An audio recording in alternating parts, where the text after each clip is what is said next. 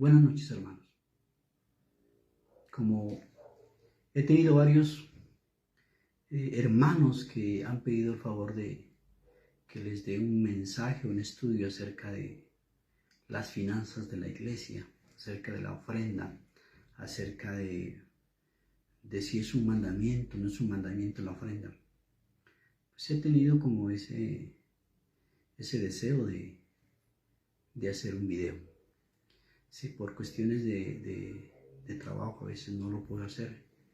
Y bueno, son estas horas, ya casi van a ser las 12 en mi país, pero quiero hacerlo para poder, a los hermanos, poder edificarlos y poderles llevar una porción de las Escrituras. El tema se titula Suplir las necesidades de los santos. Como una introducción, en el mundo religioso en el cual vivimos hay una gran carencia de conocimiento bíblico.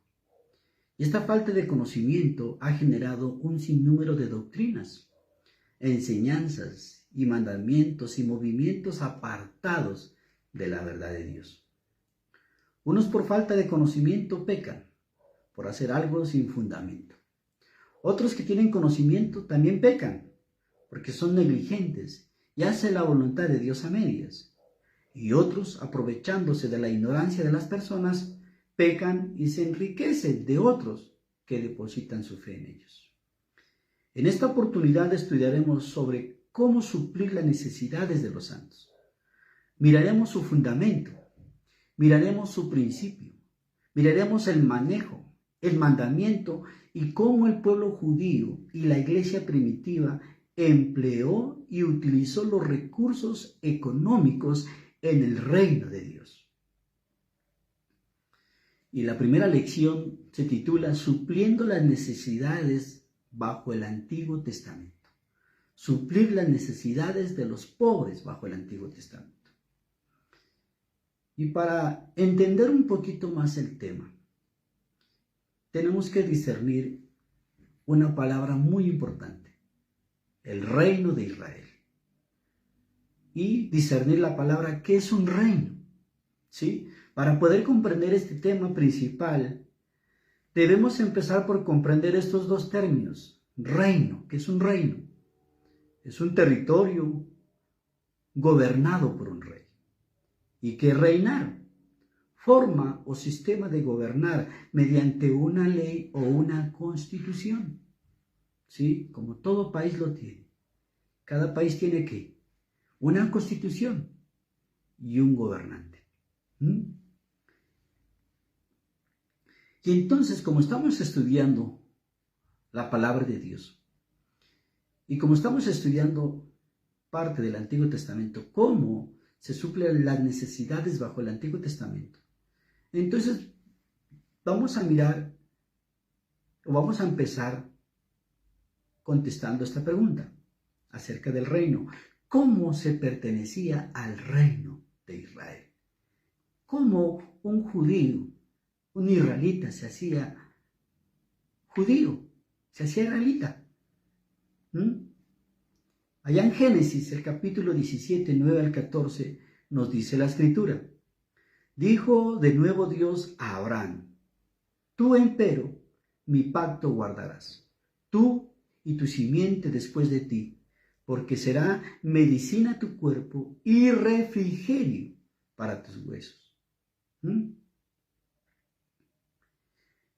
Y a la edad de 8 días será circuncidado entre vosotros todo macho por vuestras generaciones, el nacido en casa y el comprado a dinero de cualquier extranjero que no fuere de tu simiente.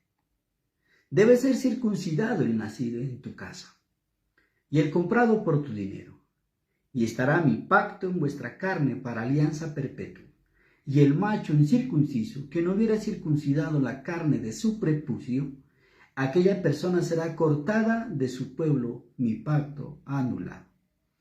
Entonces lo que podemos mirar, para pertenecer al pueblo de Dios, los varones a la edad de 8 días eran circuncidados, todos los varones. Era cortada la carne de su prepucio. Su virginidad a la edad de 8 días era ¿qué? Dada, ofrecida a quién, como ese pacto entre Dios y el hombre a Dios, esa circuncisión. Y de esta forma eran añadidos al pueblo de Israel. Nótese que dice que aquel varón que no fuere circuncidado será cortado de mi pueblo. ¿Por qué? Porque no está en el pacto, ha violado el pacto, no está cumpliendo el pacto. Entonces, como en todas las naciones, ¿sí? Hay leyes y hay estatutos. Y para pertenecer nosotros a nuestros países, pues tenemos que tener un registro, un acta de nacimiento. Aquí en Colombia, de niño, de bebé hasta la adolescencia, hasta los 18 años, tiene un registro civil de nacimiento, ¿sí? Y ese registro civil hace que usted sea colombiano. Luego, cuando cumple la mayoría de edad, le dan la cédula de ciudadanía. Ese es su registro, esa es su identificación, que pertenece al pueblo colombiano. Y si un extranjero, una persona de otro país, viene a Colombia y quiere ser colombiano, pide su ciudadanía, le dan su ciudadanía y por ese medio también es colombiano. Y al ser colombiano, al ser de mi país, tiene derechos y tiene obligaciones, ¿no? Entonces, como en cada institución, uno tiene obligaciones y tiene derechos, ¿no? Y eso pasó en el reino de Israel, en el reino de Dios. Cada israelita tenía unas obligaciones y tenía unos derechos como ciudadano de Israel. Entonces, por eso es tan importante mirar que es un reino. Entonces, recuerden, la iglesia es un reino. El pueblo de Israel era un reino. Y como reino tenía un gobernante. Y como gobernante tenía una ley, una constitución para poder gobernar sobre este pueblo. Quiero que vayamos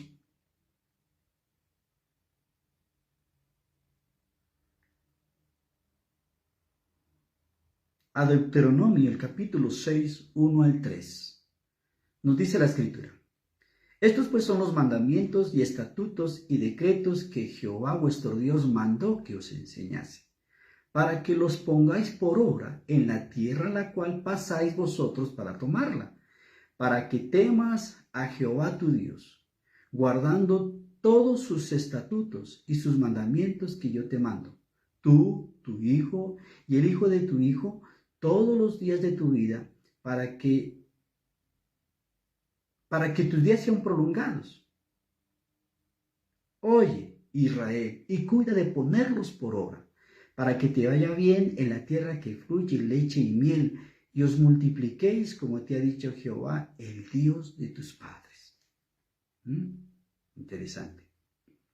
Entonces, así como todas las naciones tienen deberes y obligaciones con sus conciudadanos, el reino de Israel tenía una ley para poder gobernar y ocuparse de los asuntos internos y externos del pueblo de Dios. Su constitución estaba fundamentada en la santidad de Dios. Tenían un legislador, ya sea un patriarca, ya sea un profeta, pues un rey, por el medio del cual Dios podía gobernar sobre ellos. Y tenían leyes para amparar y cuidar de los más necesitados. Entonces, antes que el pueblo de Dios entrara a conquistar la tierra prometida, Moisés les lee nuevamente la ley. Y dice, estos son los mandamientos, estatutos y decretos que Jehová tu Dios, para que vayas y lo pongas por obra. Repítelos a tus hijos, a los hijos de tus hijos. ¿Sí? Entonces, esta ley, esta constitución, Moisés la leyó al pueblo. Y uno de estos mandamientos, ¿cuál era? Levítico 19:18, ¿qué nos dice? Amarás a tu prójimo como a ti mismo. Yo soy el Señor, dice la Biblia del Jubileo. Uno de estos mandamientos era amar al prójimo como a sí mismo. Y al suplir las necesidades de nuestros hermanos, o de los israelitas en este caso, estaban demostrando que los amaban. Entonces estamos mirando el tema, cómo suplir las necesidades de los santos. Y uno de estos estatutos, recuerden que el mandamiento era amar a su prójimo como a ti mismo, pero habían estatutos. Y uno de estos estatutos en cuanto a cómo debe amar al prójimo, ¿sí? Y cómo suplir las necesidades de los hijos de Israel, está en Deuteronomio capítulo 15, del 1 al 4. Es el año sabático. Dice la Escritura, la versión Dios habla hoy. Cada 7 años perdonarás lo que otros te deban. Este perdón consistirá en lo siguiente. Toda persona que haya prestado algo a su prójimo, le perdonará lo que le haya prestado. Ya no deberá exigir a su prójimo o a su compatriota que le pague, porque será proclamado el año del perdón de deudas, en honor del Señor. Al extranjero le podrás exigir que te pague el préstamo que le hiciste, pero a tu compatriota deberás perdonarle lo que haya recibido de ti. De esta manera no habrá pobres entre ustedes, pues el Señor tu Dios te bendecirá en el país que te va a dar como herencia. Del 7 al 9 nos dice, si hay algún pobre entre tus compatriotas, en alguna de las ciudades del país que el Señor tu Dios te da, no seáis inhumano, ni le niegues tu ayuda a tu compatriota necesitado. Al contrario, sé generoso con él y préstale lo que necesite. No des lugar en tu mente a este malvado pensamiento. Ya está cerca el año 7º, el año en que se debe perdonar las deudas, y entonces pongas mala cara a tu compatriota que se halla en la pobreza y no le prestes nada, porque él clamará contra ti al Señor y tal acción se contará como pecado. Versículos 10 al 11. Debes ayudarlo siempre y sin que te pese, porque por esta acción el Señor tu Dios te bendecirá en todo lo que hagas y emprendas. Nunca dejará de haber necesitados en la tierra, y por eso yo te mando que seas generoso con aquellos compatriotas tuyos que sufran pobreza y miseria en tu país. ¿Qué podemos mirar? ¿Sí? En cada país, en cada constitución, hay leyes que amparan a los más necesitados. El pueblo de Israel era un reino. Y uno de estos estatutos, decretos, era que cada 7 años se perdonaban las deudas. Era el año del perdón en honor a Dios. Por esta acción Dios traía bendición a los que perdonaban las deudas. Era para que no haya necesitados, y no hacerlo era un pecado. Algo muy interesante que lo que podemos mirar en estos pasajes, que era un mandamiento, era una obligación, era un deber, ¿sí? Y al negarle, una persona era inhumano. No debía negarle la ayuda a su compatriota. Es más, dice un estatuto, que si de pronto estaba por llegar el año 7º y algún compatriota, algún judío pedía dinero prestado y la persona pensaba, ya faltan 3, 4 meses para que llegue el 7º año, el día del perdón. Dice, no pienses en no perdonarle. No lo pienses. Préstale.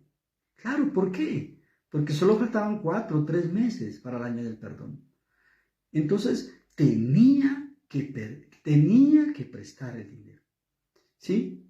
Para que no haya pobreza, dice la Escritura. había otro decreto, el año del jubileo. Levítico 25, 8 al 13. Nos dice la escritura, contará 7 semanas de años, 7 por 7 años, o sea, 49 años. El día 10 del séptimo mes, que es el día de la expiación, hará sonar la trompeta. Ese día harán sonar la trompeta por toda su tierra. Declararán santo ese año, 50, y proclamarán la liberación para todos los habitantes del país. Será para ustedes año jubilar. Cada uno recobrará su propiedad y cada cual regresará a su familia. El año 50 será para ustedes año jubilar. No sembrarán ni cosecharán los rebrotes de la última siega, ni vendimiarán las uvas que pueda producir su viñedo. Es año jubilar y debe ser sagrado para ustedes. Comerán solo lo que la tierra espontáneamente produzca en ese año de jubileo. Cada uno recuperará su propiedad. Entonces, otro decreto en la constitución de los israelitas, para que no haya pobreza, para que no haya mendigos. ¿Cuál era? Que cada 50 años había una restitución de tierras. Los esclavos podían ser libres. Los terrenos perdidos volvían a sus propietarios originales. Era un año de santidad.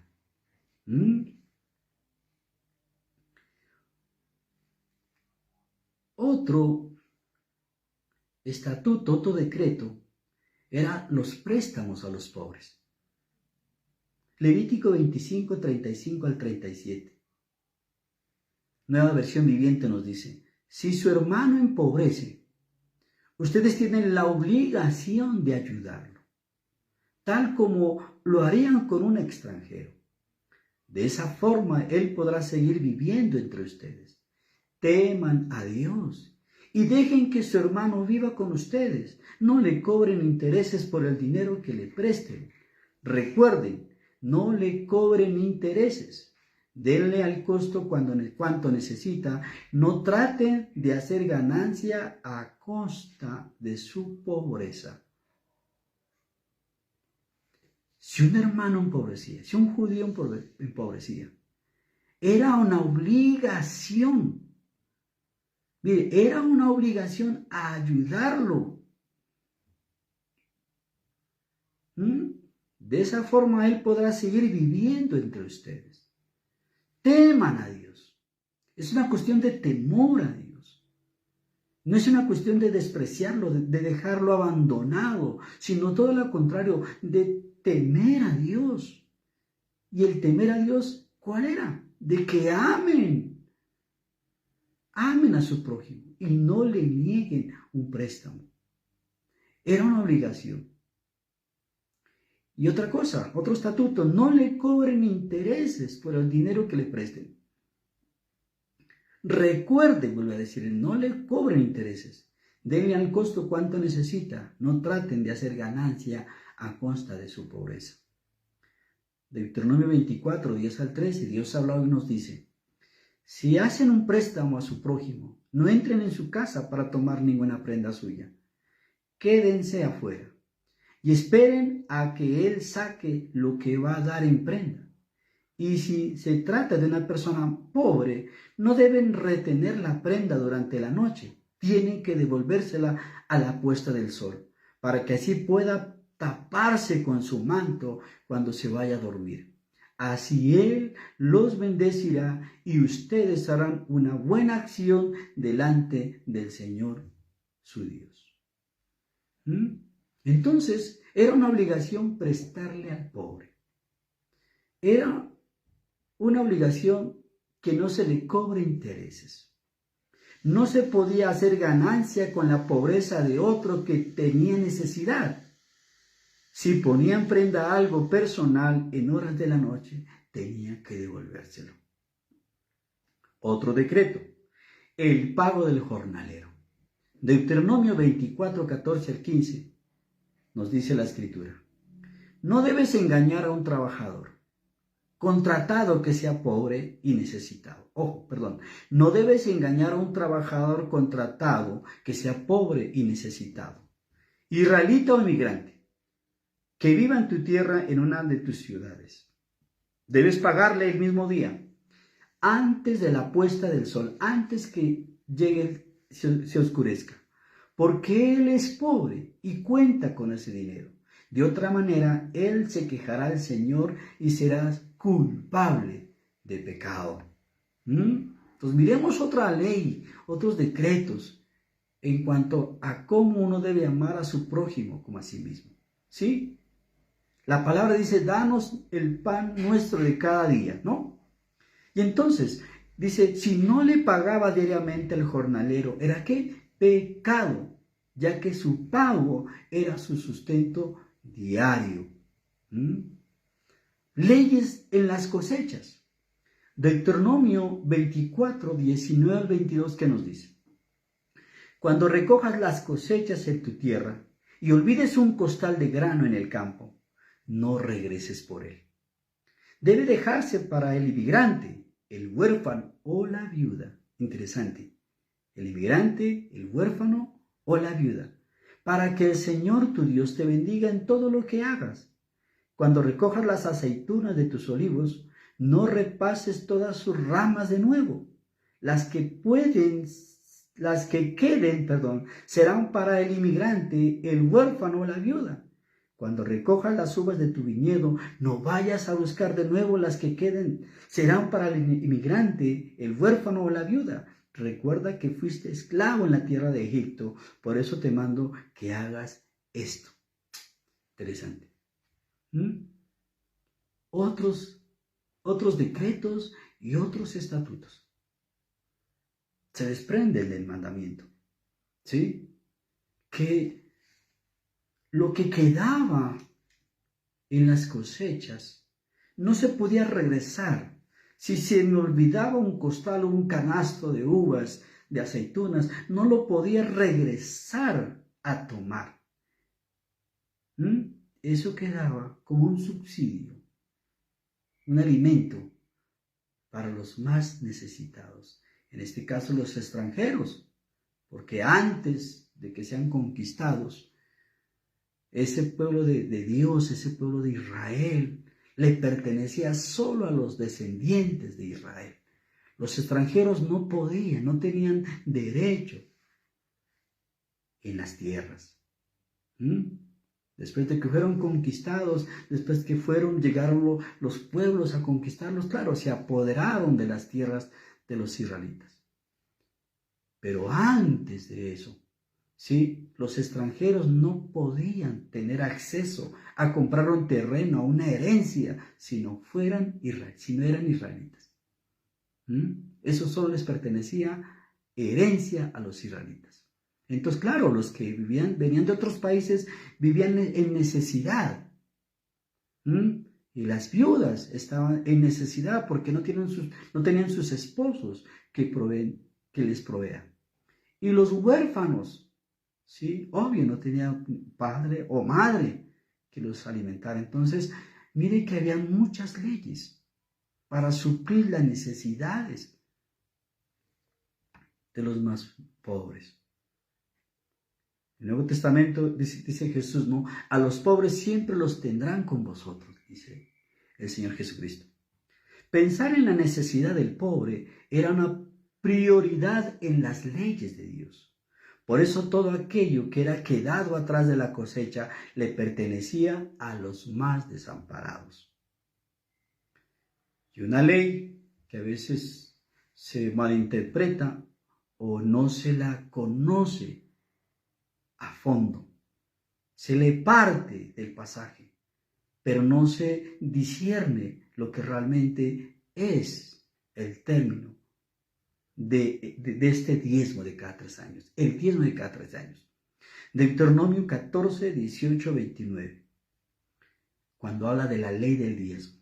¿Sí? Entonces habla de una ley, habla de un decreto, el diezmo. Pero miremos algunos estatutos. ¿Sí? Dice 18 al 29. Cada 3 años reunirás los diezmos de todos tus productos de ese año y los almacenarás en tus ciudades. El almacén era el alfolí o los alfolís. Los almacenarás en tus ciudades. Así los levitas que no tienen patrimonio alguno, y los extranjeros, los huérfanos y las viudas que viven en tus ciudades podrán comer y quedarán satisfechos. Entonces el Señor tu Dios bendecirá todo el trabajo de tus manos. El diezmo de cada 3 años, ¿sí? Era el diezmo que los israelitas no llevaban a Jerusalén para comérselos ellos mismos con sus familias, sino cada 3 años ellos guardaban ese diezmo, ¿sí? Y suplían las necesidades de los descendientes de Leví, de los levitas, porque ellos no tenían parte, una herencia, ¿sí? Entonces, cada 3 años, ese diezmo era para los levitas, ¿sí? Parte de ese diezmo era ¿para quién? Para los extranjeros, ya habíamos observado la palabra extranjeros, ¿sí? Parte de ese diezmo era para suplir a los huérfanos y parte de ese diezmo era para suplir a las viudas. ¿Cada cuánto? Cada 3 años era este diezmo. Los levitas de ese diezmo daban el diezmo del diezmo, según Números, al sumo sacerdote, ¿sí? Pero las viudas, los huérfanos y los extranjeros no estaban obligados, o sea, no había una ley para que ellos lleven el diezmo, sino era el diezmo para ellos, para que ellos puedan sostenerse. Cada 3 años el diezmo debía suplir a los levitas, a las viudas, los huérfanos y los extranjeros. Miren, es un gran tema y es muy importante este tema, ¿sí? Muchos hermanos me han pedido que por favor les dé aclaración en cuanto al tema, en cuanto a lo que de pronto estoy enseñando, ¿sí? Y yo no enseño nada diferente a lo que conocemos en cuanto a cómo sostenernos bajo el Nuevo Testamento, acerca de cómo suplir las necesidades en el Nuevo Testamento, ¿sí? Sino que miramos el tema desde un contexto histórico, desde el fondo. Todo tiene un principio, ¿sí?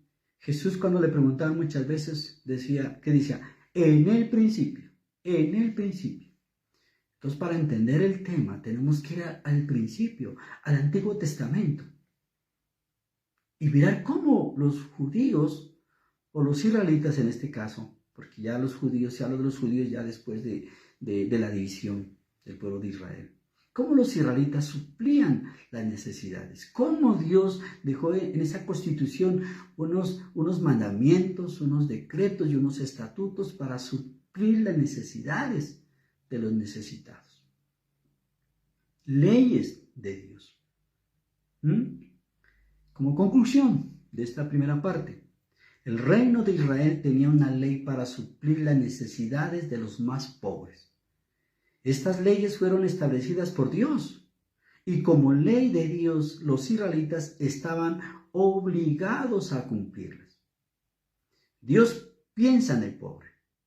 Él no quería que haya ningún mendigo entre su pueblo. Sus leyes cubrían y amparaban a los más desvalidos. Muchos violaban esa ley.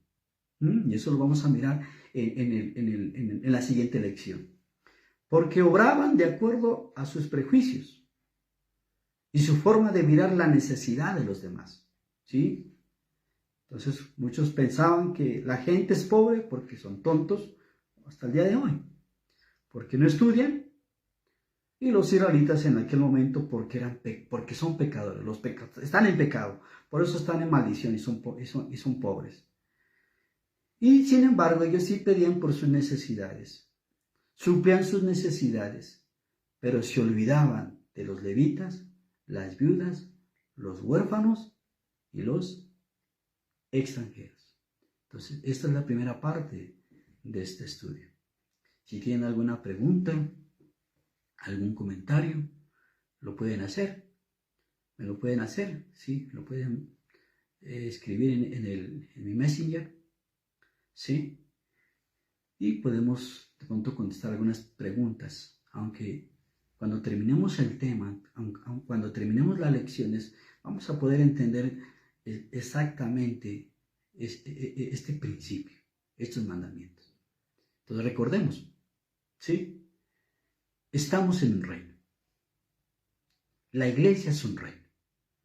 Así como Israel era un reino y Dios dejó una ley para ser reino. Bajo el Nuevo Testamento también dejó leyes, ¿sí? Estatutos o decretos, podríamos decir. ¿Para qué? Para también suplir las necesidades de los más pobres. Y si miramos el tema desde el principio, mirando estos fundamentos, sí, podemos entender el Nuevo Testamento, las leyes del Nuevo Testamento, la ofrenda o el sustento que hacían los primeros cristianos bajo el Nuevo Testamento. Que Dios los bendiga.